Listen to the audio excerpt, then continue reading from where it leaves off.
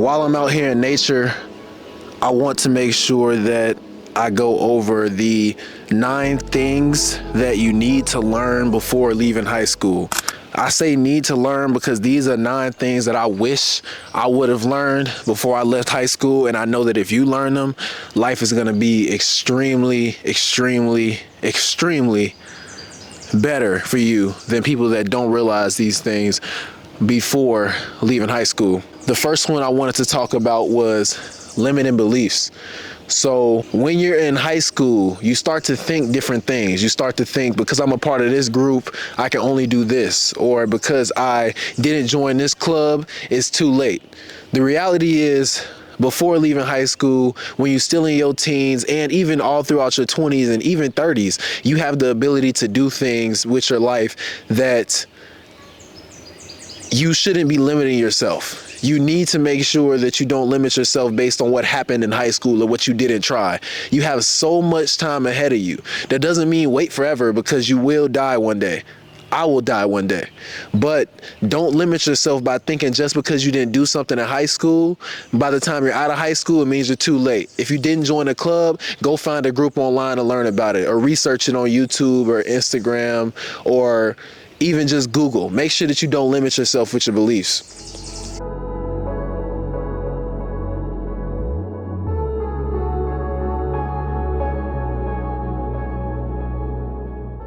Number 2, get the grading system out of your head.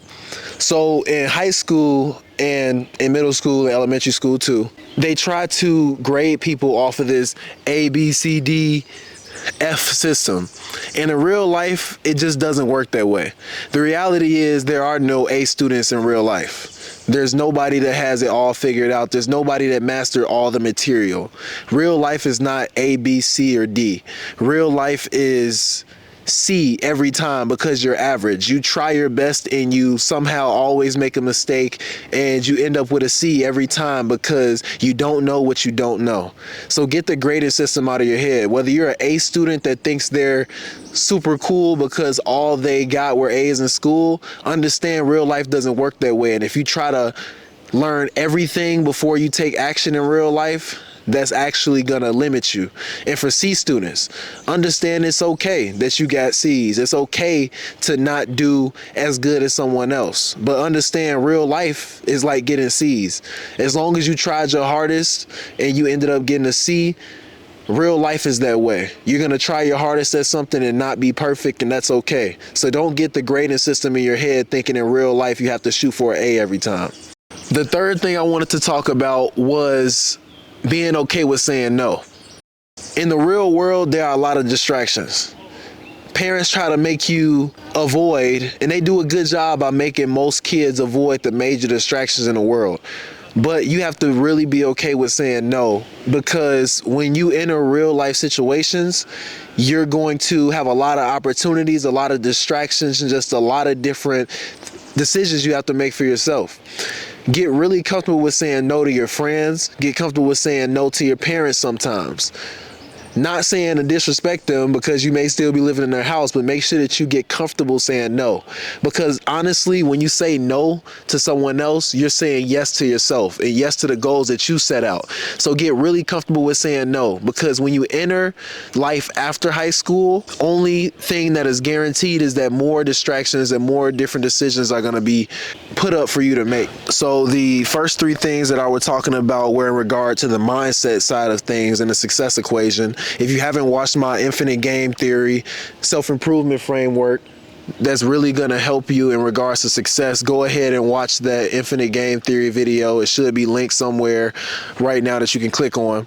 But we're going to go to the habits section of the success equation. The number 1 habit you need to, and you absolutely need to have before leaving high school, is paying yourself first. Anytime you get money for Christmas, birthdays, maybe you even were working in high school, make sure you learn to pay yourself first. There are just so many people in life who are unsuccessful financially, not because they never had the money, but because they thought that the money that they made belonged to everybody else except them.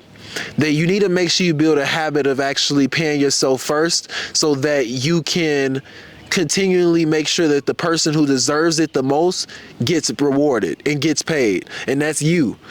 I don't care if you pay yourself first and you don't have enough money for a certain bill. Let that bill be late.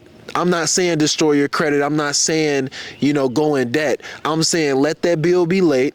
Figure out how to make more money if that means taking overtime and everything. Make sure no matter what, your entire check does not go away from you. Most people living check to check today in 2024 is ridiculous. Not to say that I don't understand why people are living check to check, but you don't have to live check to check when you put yourself in a position to where no matter what, you're making profit. Because run yourself like a business. When you pay yourself first, it's like the profit first strategy. It's actually a book, Profit First. You should read it if you're in a business. Profit First basically states that you take your profit out of the money you receive so that you always profit. That's how you should think about your personal money as well. When you get paid, pay yourself first. I'm not going to go into it anymore. Build that habit.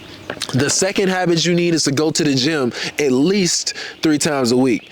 Now, I can tell you right now, I graduated high school and there's a lot of people that got fat. Especially a lot of the girls that guys used to like back in high school. A lot of them got fat. A lot of the guys that, were fit in high school ended up leaving high school and getting fat. Now, I'm not fat shaming anybody, but what I am telling you is that you have to prioritize your health if you want to be having the energy and having the strength to do the things that you want to do in life. Make sure that if you want to be a high achiever, you take care of your health no matter what. Now, I don't care if you're somebody watching this that doesn't want to be a high achiever. You shouldn't be watching my video anyway. But if you're watching my video, I know that you care about actually bettering yourself. So make sure you working out at least 3 times a week after high school. And if you can't work out 3 times a week, you better figure out a way to make sure you're doing calisthenics or some body weight workout every single day of the week. The last habit that I need to make sure everyone has is a detoxing habit. A detoxing habit is when you remove yourself from all distractions, because it's going to happen regardless. You're going to be scrolling through social media sometimes. Sometimes you're going to be talking to too many girls, or sometimes you're going to be doing distractions, things that aren't good for you to do that you shouldn't be doing. We all fall prey to distractions now and then, but you need to have a detox habit where you take yourself away from everything. I personally like being in nature, like right now. I'm kind of working because I'm making videos and stuff, but I like being in nature. Make sure you detox from those distractions. Put your phone away. Go ahead and get around nature where you're revitalized and you start to remember what's important in life. Because truly, when you take yourself away from all distractions, you start to realize that there's not many things that you really care about. The things that you truly care about at heart are the things that you can't pay for. So even though we're striving to be successful financially, wealth-wise, and in our relationships, and in our health, understand that the things that we take for granted are the most value, the things that we don't pay for. But now moving on to the network side of the success equation. The one thing I would say is don't chase a partner. Let the partner come to you. If you truly are on this self-improvement journey and doing better, the one recommendation I have is not to be chasing a partner.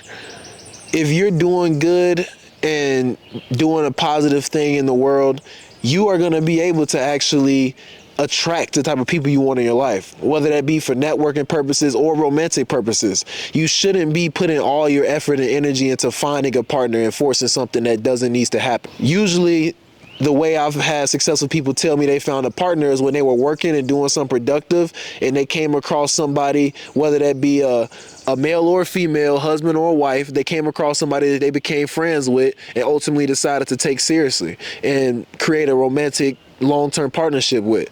But it wasn't something they forced. It was something that they got because they were in position to be around amazing people because they were improving themselves. So don't put yourself out there thinking that you're, doing the right thing by going out and stressing about finding a partner.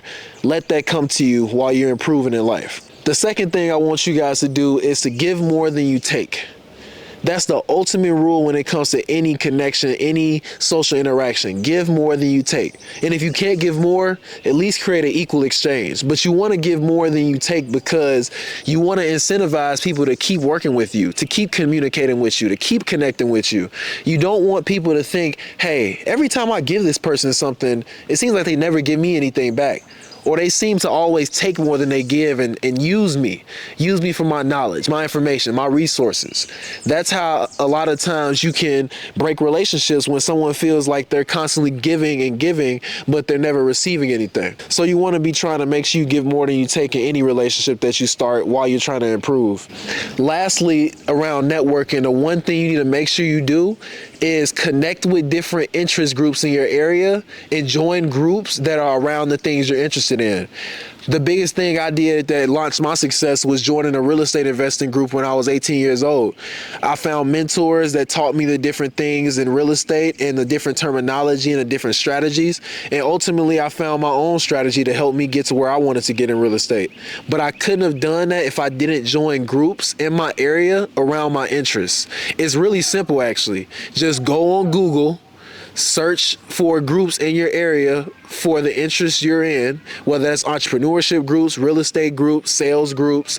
Find a group with the interest that you're trying to get better in, and then ultimately you'll be able to network and connect with people that you wouldn't have otherwise. Thank you guys for coming along on this journey with me in this video, talking about the 9 things that you need to know before leaving high school. And follow for more self-improvement content, and go watch the Infinite Game video if you haven't, or watch the video on overcoming anxiety that I have coming out soon.